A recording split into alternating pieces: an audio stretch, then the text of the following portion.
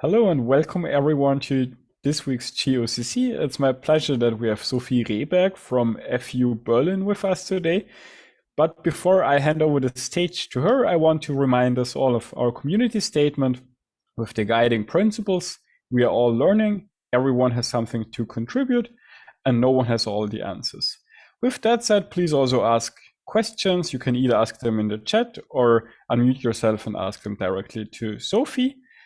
And again, it's my pleasure to welcome Sophie. She will be talking about rational Ehrhart theory. Please take it away. Okay, yeah, thank you very much for the invitation to give a talk here today. Yeah, I want to talk about Ehrhart theory. I'm not sure how much you know or how familiar you are with those concepts, so I want to emphasize please ask questions if anything is unclear. Okay, and I will be talking about joint work with my advisor, Matt Beck and Sophia Elia. Okay, so here comes the outline. I will start with some motivation and will give you a very short introduction to what I will refer to as classical Ehrhart theory. I will comment a bit on literature before our work, and then I want to explain the setup. What is rational Ehrhart theory? What is it that we are studying? And show you some results and talk about a particular class of polytopes that's very nice. That's Gorenstein polytopes. Okay, so here we go with the classical Ehrhart theory. So what we do is, first of all, we look at polytopes. So convex halls of finitely many points, for example, this nice little square here. And now we define a counting function for positive integers. So the first thing I do is I take a positive integer and I scale my polytope. So here you can see the second and third dilate of the square. And then I want to count integer points in this polytope, right, for every dilate. And this is a counting function in positive integers, right? And for example, for this unit square, you can see that the counting function would be n plus 1 squared, right? Because we have 0 and 1 and 0, 1, 2, and then we have this in every dimension. This is a nice polynomial, and this, of course, is no coincidence. That's the first result by Ehrhart, saying that if P is an integral polytope, which means that all the vertices have coordinate entries that are integers, then this counting function actually agrees with a polynomial of degree d, where d is the dimension of the polytope. Okay, this is nice, and this can be expanded to rational polytopes, which means all the vertices have entries in the coordinates that are rational numbers. And then this counting function is not a polynomial anymore. It gets more complicated. It is what's called a quasi-polynomial. So a quasi-polynomial almost looks like a polynomial, but now the coefficients are not constants anymore. They're coefficient functions. They're periodic functions. Yeah, exactly. And then, of course, if we look at those periodic functions, in order to measure the complexity of this quasi-polynomial, we are now not only interested in the degree, but also in the period of all those coefficient functions. And that's what we call the period of the quasi-polynomial, the lowest common multiple of all those periods. And then we can also give an estimate on the period of this Ehrhart quasi-polynomial for a polytope by looking at, again, all the coordinate entries of all the vertices and looking at those denominators. And then the lowest common multiple of those is called the denominator of the polytope, or otherwise, like said differently, if the smallest integer that I need to scale the polytope is so that it becomes an integral polytope, right? And then the period divides this number, this denominator. So the more rational the polytope is, the more complicated gets its counting function, the Ehrhart quasi-polynomial, roughly speaking. That's not always true. All right. And then we do, what we love to do is we stick this counting function into a general generating function. And then a result by Stanley says, well, not only can we write this in this nice form with this denominator 1 minus t to the, again, this is the denominator of the polytope, to the power of t plus 1, and a polynomial and denominator, but also this polynomial, this h star polynomial, has non-negative coefficients. Yeah, this is a non-trivial result by Stanley. For simplices, the coefficients of the h star polynomial counts integer points. Okay, they count something. And now let me explain what they actually count. So what we do is we take a polytope. Here in this example, the line segment from 1 to 3, which is a very easy polytope, but and then we embed it in a vector space of 1 dimension higher, so in this case 2, at height 1, and then we take the cone over it. This is this picture you can see here. And now we look, we have those generators for the cone, right, that come from the vertices of the polytope that we embedded. And if we now look at this half-open fundamental parallel pipette that is spanned by those generators, the only thing in order to compute the h star polynomial for integral simplex is to count the integer points at each height. So here's one integer point at height 0, which gives me a constant 1, and one integer point at height 1, which gives me this 1 times t. This is so to make sure I'm following, we're counting. So, but I thought we had a parallel pipette. Do I only count interior points? Yes. So this parallel Okay. pipette is half open. So this boundary does not belong to it. And then this point here would not belong to the half open fundamental parallel pipette anymore. Okay. And then those two are the only ones that are actually inside. And since we take out this facet, those 2 points are also not in there anymore. That's maybe not And one more question, because I always get this confused before Stefan jumps in, is that, so lowercase e for Ehrhart function is an Ehrhart polynomial. Capital E is the Ehrhart series. Yes, that's Okay. how I will use it. For the counting function, people also often use an L, like capital L. Okay. Okay, and I do want to ask a question. So in this theorem, you only wrote non-negative coefficients, but are they always integer coefficients or just in? Yes, yeah. Okay. Non-negative integral coefficients, yes. Thank you.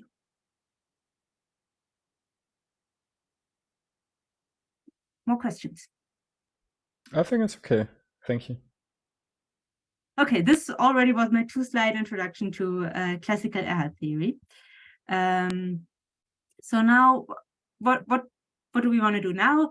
So far, we have only considered integral dilates of polytopes, right? So what if we consider rational dilates of polytopes? We can do this, and we can define a new counting function for positive rationals. Same thing.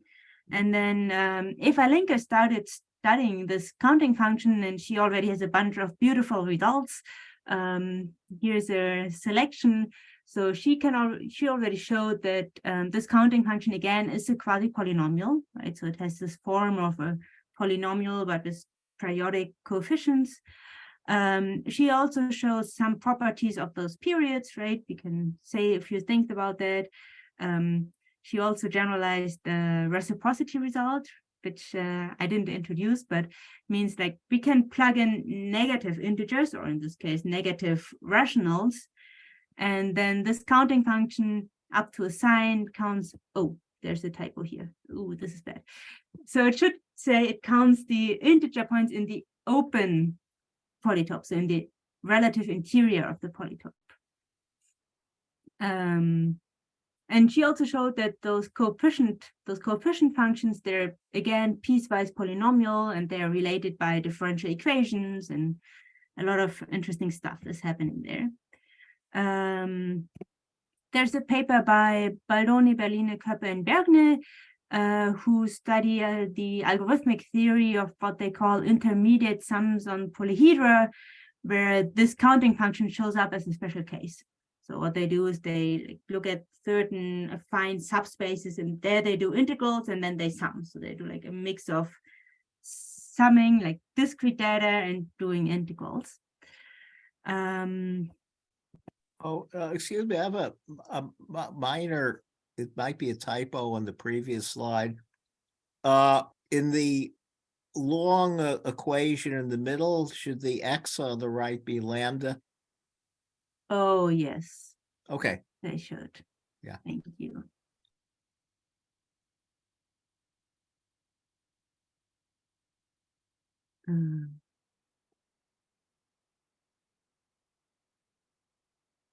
Yeah, there are a few papers, like 2 papers by Stelputten, who introduced a counting function and a generating function that is similar to what we want to study.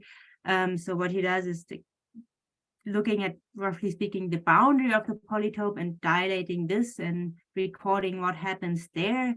And then there's a similar result, like this generating function is a rational function, and this nominator is a polynomial and fractional powers of t, and he uses this to compute Ehrhart polynomials for free sums of polytopes, which is an operation that is interesting, and he shows that this H tilde polynomial is palindromic if the origin is in the interior of the polytope. And finally, there are a few papers by Thiago Roja, who also studies this rational counting function and uses data from this and from translated polytopes to reconstruct polytopes, or to say when are they actually equal or identical. And he defines a notion of semi-reflexive polytopes, which is a slightly more general version of reflexive polytopes. Okay. So let me start to actually set things up. We've already defined the counting function we want to study. And let's start by looking at some simple examples to get an idea or an intuition of what happens here. So what is easy? Let's take the interval from 0 to 1. And I like this cone picture, so I embed this interval at height 1. And now if I want to count integer points in some dilate of this polytope, what I do is I count integer points at certain heights of this cone, right? So that's why I drew those gray lines. Actually, I want to sweep over the cone and at every height count like how many lines do intersect this cone. And if I do this, I easily find out that I need to take the floor function of lambda and add 1 for the origin, for 0.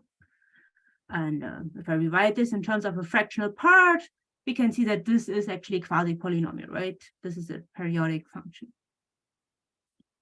Okay, here's a second example, only slightly more complicated. Let's look at the interval from 1 to 2. And same thing, the counting function gets a little more complicated. And something interesting happens here, because this counting function is not monotone anymore, right? If you look at, let's say, the first dilate, the actual polytope contains 2 integer points. If I make it slightly bigger, it only contains 1. So the number drops, which is something that does not happen in classical Ehrhart theory, right? So that's the first thing that's different. This counting function is not monotone anymore. And also, if we look back and compare this polytope to this polytope, they are just shifts by an integer number, by 1. So also this counting function is not invariant under lattice translations, which is something which works in classical Ehrhart theory, and which means that I was used to thinking about polytopes in terms of their shape or size. I never thought about polytopes in terms of having a specific location, but this now is important. We cannot just translate polytopes, because then this counting function changes. There's one more thing that we can observe here. This counting function is constant on certain intervals, right? Because in the end, we are still counting discrete data. We are counting discrete points. So if I do a continuous scaling, I will only at certain points something will happen, and in between the counting function will be constant. And we can capture those constant intervals by the notion that we call a codenominator. So the first thing I need to do is I need to represent my polytope in terms of its half spaces, as the intersection of half spaces, which means I have this matrix AX A, and then AX is smaller than or equal to B. And since my polytope is rational, I can assume that the matrix and this vector B are integers, are integral. And I also want to assume the polytopes to be full dimensional, because then this representation is unique. And then what I do is I also assume, okay, so for uniqueness, I also need to assume that in every row, the GCD, the greatest common divisor, is 1. So I do not want to scale that. And if I have this, then I have this unique representation, and I can look at the lowest common multiple of this right-hand side. And this is what we call the codenominator. So here's the two examples, right? This is the half space description of this very easy interval from 0 to 1. And the lowest common multiple here is 1. We ignore 0 entries. And here, this codenominator is 2. So in particular, the codenominator changes as I translate the polytope. And this codenominator helps us to understand the length of the constant intervals in the counting function. So for any rational polytope, this counting function is constant on the open interval from 1 over r to 2 over r, and from 2 over r to 3 over r. So in like steps of 1 over r, this is constant. And if I can assume that the origin is somewhere in the polytope, I can close this interval on the lower half. So I will not have crazy jumps on the boundaries as I might have if the origin is not in the polytope. And also, if the origin is in the polytope, the counting function is monotone again. So it much more behaves as we expect, or at least as I was used to from classical Ehrhart theory. Okay, but this is interesting now, right? Because we started out by saying, well, let's do rational translate for any rational. We could even say, let's do real, not translate, scalings. But it turns out we only need, again, in order to understand the whole behavior of this counting function, we only need discrete data, right? So if we assume that the origin is in the polytope, we only need to look at integral multiples of 1 over r, and we understand the whole counting function, right? We can skip this. This is just saying what I just said. Forget about this. Let's go to the definition of the generating function, because again, if the origin is in the polytope, I only need the data of like what happens at multiples of integral dilates of 1 over r. If the origin is not in the polytope, I need to record what happens on the boundaries of this interval and what happens in the inside of this interval. I could take any value here. So we decided to take the midpoint, because then we again can easily express this and say, well, now we need all the integral multiples of 1 over 2r, and we understand the whole counting function. So let's throw this into a generating function and see what happens. Okay, here we go. So here's the definition of these generating functions again. And I guess it's not very surprising that we again can write this as a rational function. This denominator, we now have fractional exponents, but again, we can limit the badness of the fractions of those exponents by this codenominator r. And in the denominator, we have what we call, again, an H star polynomial, a rational H star polynomial, which is a polynomial with integral coefficients in the variable t to the 1 over r. So again, we have fractional exponents. And this whole thing depends on an extra parameter. So we start out with a rational polytope, and this parameter m records, or we want a parameter m so that m over r times the polytope is a lattice polytope again. And there are several ways of choosing this m. This is highly non-unique. And the expression of this rational function, of course, depends on m in the denominator. So it also depends on m in the denominator. So we'll keep track of this because it's not. There are at least two canonical ways of defining this, and I will talk about them in a moment. But then we have a very similar result to what we have in classical Ehrhart theory, right? And of course, we can do the same thing for these second generating functions, the refined Ehrhart series, rational Ehrhart series. We just need to replace r by 2r everywhere, and then everything's the same. This will happen always. Like for all the results, or most of the results that we have for the rational Ehrhart series, they're the same for the refined rational Ehrhart series, just replacing r by 2r. Okay, I even want to give you the proof of this because it's very short. So we just need to look at the definition, right? What we want to record is the counting function for dilates of integrals over r. So, but that's the same thing as first shrinking the polytope by 1 over r and then doing integral dilates. So we can apply the classical result from Ehrhart theory and we get what we wanted. All right, are there any questions so far? Yeah, I do have a quick question. So what happens if I plug in minus m instead of m? Do you get some nice identities or relations? Oh. Because if m satisfies that you get a lattice polytope, it should be for minus m also be the case. So yeah, okay, so the first thing is that you would not have this equality, right? It would not, I'm not sure how it would relate to this generating function. I haven't thought about this. Because really for us, m is more a parameter. There are choices for m, but they're not like, there are many, but yeah. okay. I'm satisfied with the answer. I already checked that plugging in m equals 0 does not make too much sense, because then you would divide by 0, but... Yeah, and also we do not want to think about zeros dilates of polytopes. It's like... Okay. No. That's true. Okay, thank you. Okay, so let's maybe look at an example.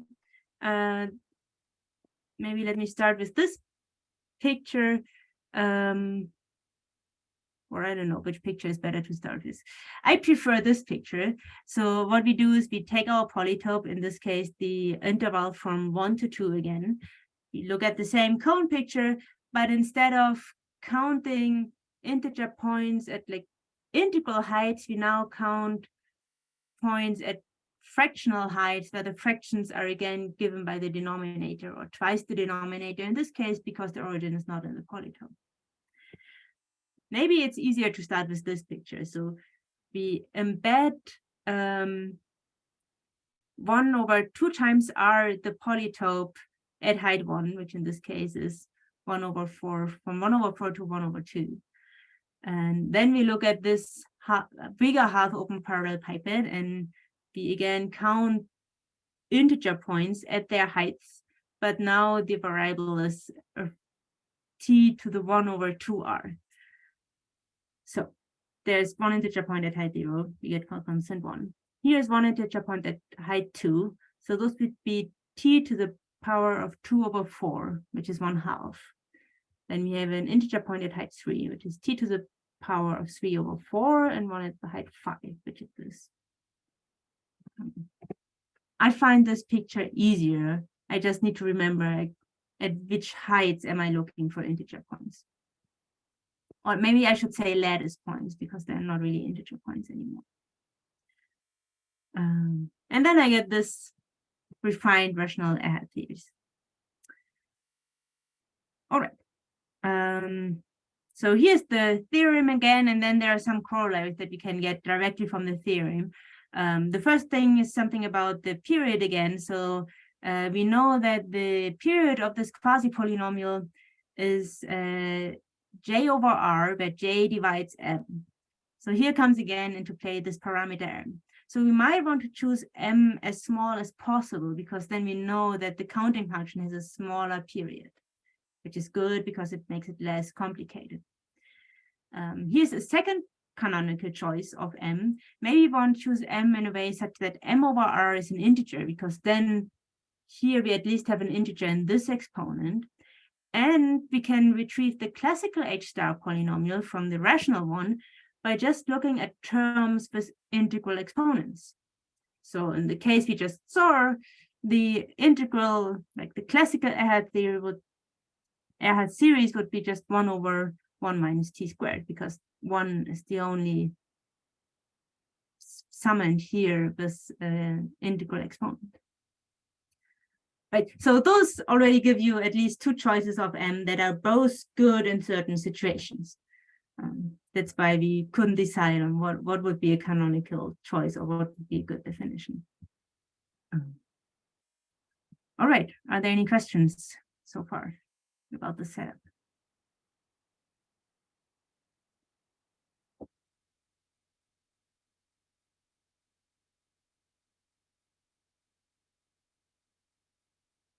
Okay, then let me move on to the last part. I want to talk about rational Gorenstein polytopes. Okay, so maybe let me start by saying what is a Gorenstein polytope. And in order to do that, I first define what a Gorenstein cone is.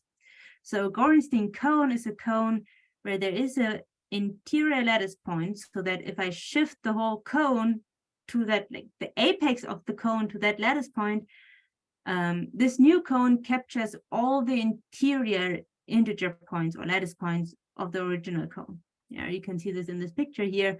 I have this bigger yellow cone, and then I shifted the apex here, and now this cone captures all the interior lattice points of the original cone. And if such a point exists, the cone is a Gorenstein cone. And then a polytope is a Gorenstein polytope if the cone over the polytope is Gorenstein, right? If I do this construction of taking the polytope, embedding it 1 dimension higher, and looking at the cone over it, if this cone is a Gorenstein cone, then the polytope is Gorenstein as well. And this is a nice and interesting property because it comes with nice equivalent descriptions. So for example, there's a unique dilate of the polytope with a unique interior lattice point. I'm sorry. I just intersect the cone at that height where I have this unique interior lattice point. I can say something about the counting function, and the h star polynomial is palindromic, which means the coefficients are symmetric, right? They're like the first and the last one are the same, and the second, and so on and so on. Okay, and we now want to take this notion and say, what does it mean in the rational Ehrhart theory, right? We have a rational Ehrhart series, we have a rational h star polynomial, so we can ask ourselves, when is this rational h star polynomial palindromic? And what does this mean for the polytopes? And the right notion is what we call gamma rational Gorenstein. We again have a parameter gamma.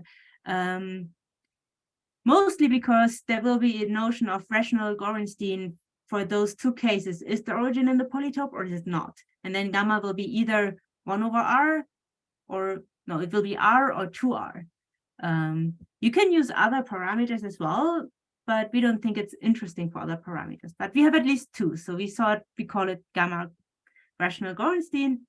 And what does it mean? Well, if 1 over gamma times the polytope, and then taking the cone over it, if I get a Gorenstein cone in this procedure, then the polytope is gamma rational Gorenstein. And note, if I plug in gamma equals 1, that's the original notion of a lattice polytope being Gorenstein. Right, and again, our favorite example is a 2r rational Gorenstein polytope, where r here is 2, so this is a 4 rational Gorenstein polytope. Because if I take 1 over 4 times the polytope, embed it at height 1, and look at the cone over it, it is a Gorenstein cone with this point here. Or in the other picture, it looks like this. My preferred picture. Okay, and now here's a very complicated and slightly technical theorem, which basically says we have a bunch of equivalent description of what does it mean for a polytope to be Gorenstein, and they're basically the same as in the classical Ehrhart theory. You just have to introduce R's and all these things, and some of the equivalences were known before. And this is for a polytope that contains the origin. We can do the same thing for a polytope that does not contain the origin, and then replace R by 2R, and everything is basically the same. We could even write down the theorem for more general, like LR rational Gorenstein polytopes. We just don't know whether this is actually meaningful, because you don't know whether there is an LR rational Gorenstein polytope.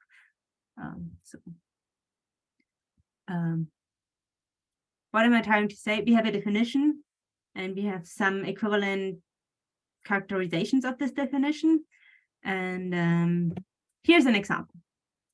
We have this nice triangle, and we can compute its rational Ehrhart series, and we can see that the H star polynomial is palindromic, right? It's Gorenstein. It's symmetric. But the integral, the classical H star polynomial, is not. Right? You can retrieve it again by looking at the summons with integral exponents, which is 1 plus 3t, and this is not palindromic anymore. And maybe you remember that we have seen this triangle before. Well, not quite this triangle, but a smaller dilate. So if we look at integral dilations of this triangle, the second dilate would be this one, and this one contains already 3 interior lattice points, right? So we can see that in the classical world, this polytope is not Gorenstein. But if we allow rational dilates, we can dilate it to, I think, 3/2, and we get this like, here, where we have a unique interior lattice point. So by allowing rational dilates, we have finite dilates, and we can actually recognize that this polytope should be Gorenstein, because there's some rational dilate that has a unique interior lattice point. And also, I'm kind of cheating here, because this triangle is actually the second dilate of the example that we saw before, which is Gorenstein. Because if I take the triangle with vertices 0, 1, and 1, 0 here, I can do the third dilate, which has a unique interior lattice point. Right? So somehow I would say with allowing rational dilates, we are better capable of detecting whether this polytope actually should be Gorenstein or not. But there are polytopes that are definitely not Gorenstein, even if we allow rational dilations, like this one, right? Because if I dilate this here, I will see that those 2 lattice points, they will enter or exit the polytope at the same moment in the same dilate. And we can also check this in the rational H star polynomial. It's not palindromic. So this notion is actually meaningful, right? There are polytopes that are Gorenstein, rational Gorenstein. There are some that are not. There's a large class of polytopes that are rational Gorenstein, namely whenever the origin is actually in the interior of the polytope. Here's an example, also to show you that this is still an interval. It's a rational interval, but a one-dimensional polytope.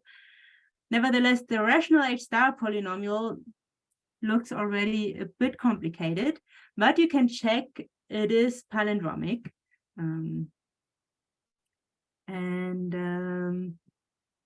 Yeah, this is an instance of a general phenomenon that whenever the origin is in the interior of the polytope, the cone over the polytope will have as a Gorenstein point the point at height 1 and the origin. And then we know that the H star polynomial is palindromic, right? So here's a comment on complexity of the counting function or the rational Ehrhart series.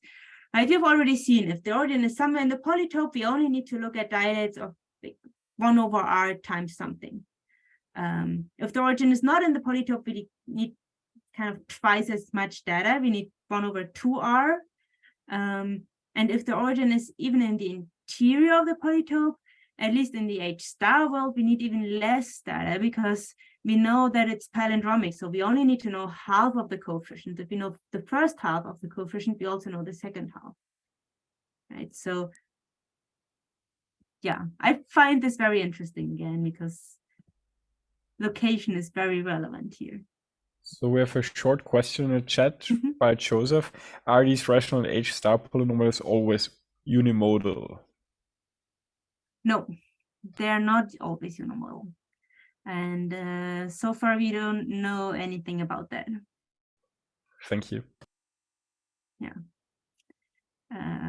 Excellent question, which I guess leads me directly to the outlook, because this is a question that I would put under really, we could do ask any other Ehrhart theoretic question, right? For example, when is the rational H star polynomial unimodal?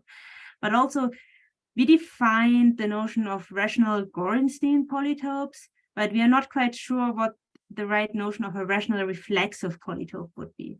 So Gorenstein is a more general notion than reflexive, and there are several equivalent descriptions of reflexive polytopes, and we don't know how to generalize all of them to the rational world so that it makes sense. There are some ideas, but yeah. There are probably connections to algebraic geometry and to connections to what's called the fine interior of a lattice polytope.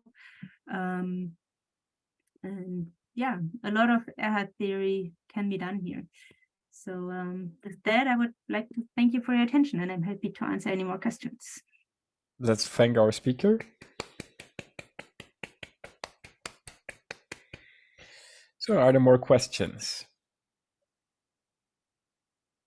I have a couple questions. I'm going to start with, I think I answered my own question by just actually listening to what you're saying. So every polytope has a translate that is gamma Gorenstein, because you can always just translate the origin to the interior polytope, like translate your polytope over the origin, right?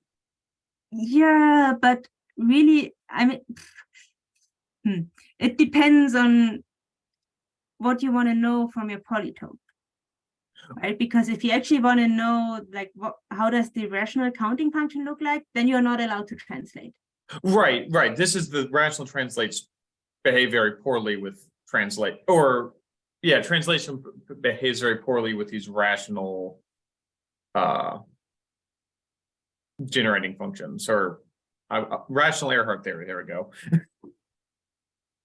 Sorry, I got lost. Sorry. So yeah, so this is just kind of an example of how translation behaves very poorly with this rational Ehrhart theory.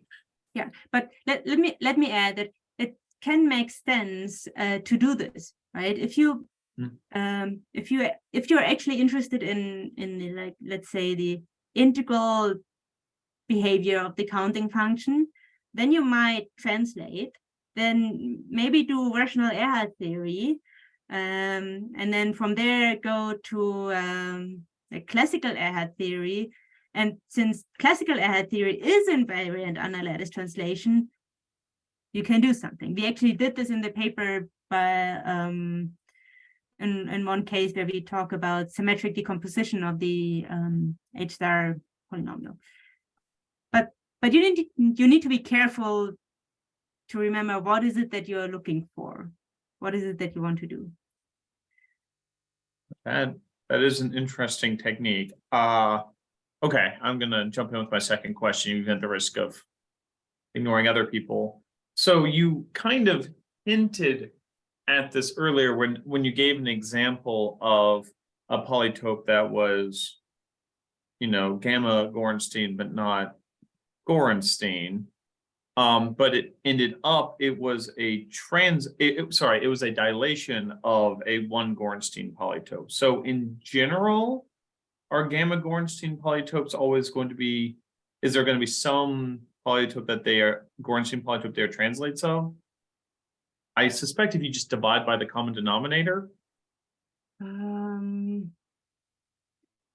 don't know. I wouldn't be so sure about this, because I mean, in this case,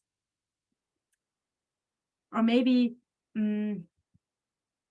do I want to say this? Maybe the Gorenstein point does not lie at an integral height, which means the unique interior lattice point does not enter at an integral dilate, but at a rational dilate. Could you, if you divide your polytope by its common denominator, wouldn't that make that rational dilate an integral dilate? Yes, yes. Okay. This is one idea we had in order to define what is it to be reflexive, right? In the end, what we are doing kind of is we always first shrink the polytope by a certain number, which is the co-denominator, and then go back to doing integral dilations. So, but again, the question is, what is like the right shrinking factor? Right. Is it always the co-denominator or is it not? Because as soon as you translate your polytope, it changes, which is weird. Okay. Yeah. Okay, thank you. Thank you. Are there more questions?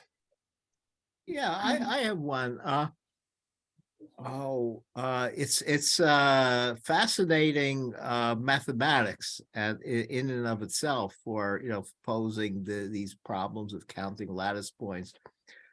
No, however, as a co-author of a series with Zaslavskis and Hanua of a combinatorial style counting problem, the number of non-attacking chess pieces on a chessboard of size n.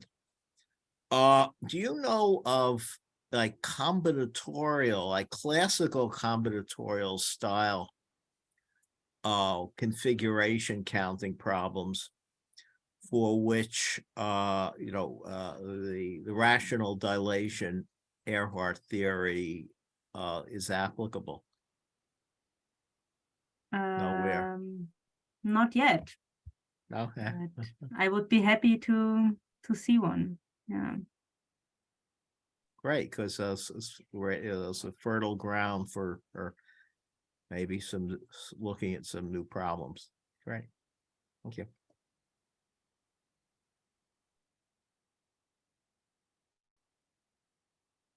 Okay, I think we had a question from Sheila, and then we have a question in the chat. I just wanted to say that, yes. Yes. Yeah, I was just wondering if anything was known about F vectors and H vectors of these polytopes.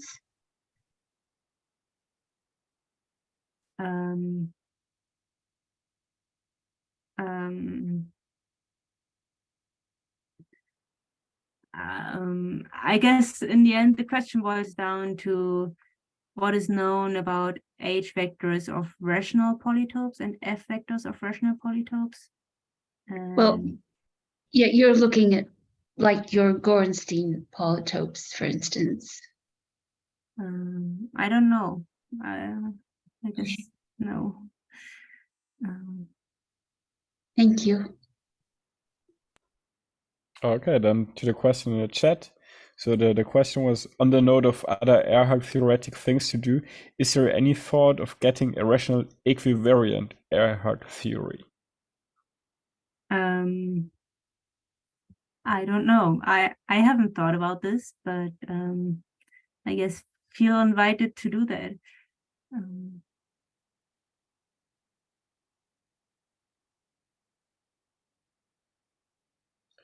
Okay. Are there more questions? Seems not for the moment, so let's thank our speaker again. Thank you. And we can stop the recording and ask more secret questions.